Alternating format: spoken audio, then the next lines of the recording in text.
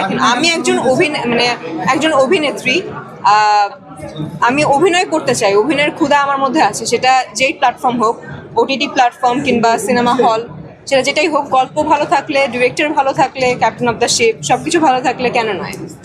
বল প্রশ্নকে শেষ করে নাবিলের কাছে সেটা হচ্ছে যে আমার পাশে থেকে একজন বলছিল মানে গালাগালি একটু বেশি। না, এটাই বললাম যে আমরা আপনার আসার আগে এটাই বলছিলাম যে এটা একটা 18+ কন্টেন্ট, কারণ কন্টেন্টটা যে সাবজেক্ট ব্ল্যাক মানি এবং যে গ্যাংস্টারদের গল্প, সেটা যদি আমরা রিয়েলিস্টিকভাবে প্রেজেন্ট করতে চাই আমাদেরকে অনেক কিছু দেখাতে হয়। কারণ গ্যাংস্টাররা কিন্তু রেপিস্ট থাকে, গ্যাংস্টাররা কিন্তু মাদক ব্যবসা করে, এরা গুলাগুলি করে, এরা কিন্তু সুস্থ মানুষের মতো কথা বলবে না।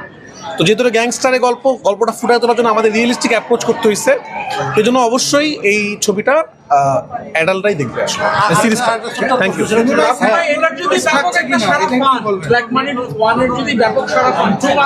অবশ্যই আপনারা খেয়াল করবেন, এটা এন্ড ক্রেডিট সিন আছে, যদি সারা পাই, মানুষ যদি চায়, অবশ্যই এটা সেকেন্ড পার্ট বানাবো। কিন্তু তারপরে এটা কি বড় পর্দার জন্য হবে কিনা? না, বড় পর্দার জন্য যখন দেখেছি এটা কোনো অংশে মনে হয়নি যেটা মানে প্রতিটি কিংবা ছোট পর্দার জন্যই।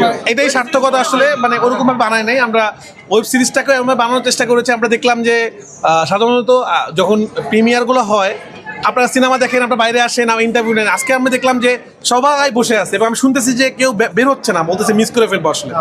তার মানে আসলে আমরা মানুষকে ধরে রাখতে পারবো। রাহুল ভাই কেন বলেছিলেন যে এটা ছবি বানানো দরকার ছিল?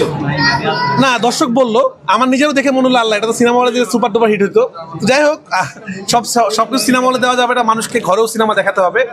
আর আমার সিনেমা যেহেতু কোরবানিতে আসে, কোরবানি পর্যন্ত ওয়েট করুক, কোরবানিতে আসবে। বাট সবাই বলছিল পূজা খুব ভালো অভিনয় করেছে।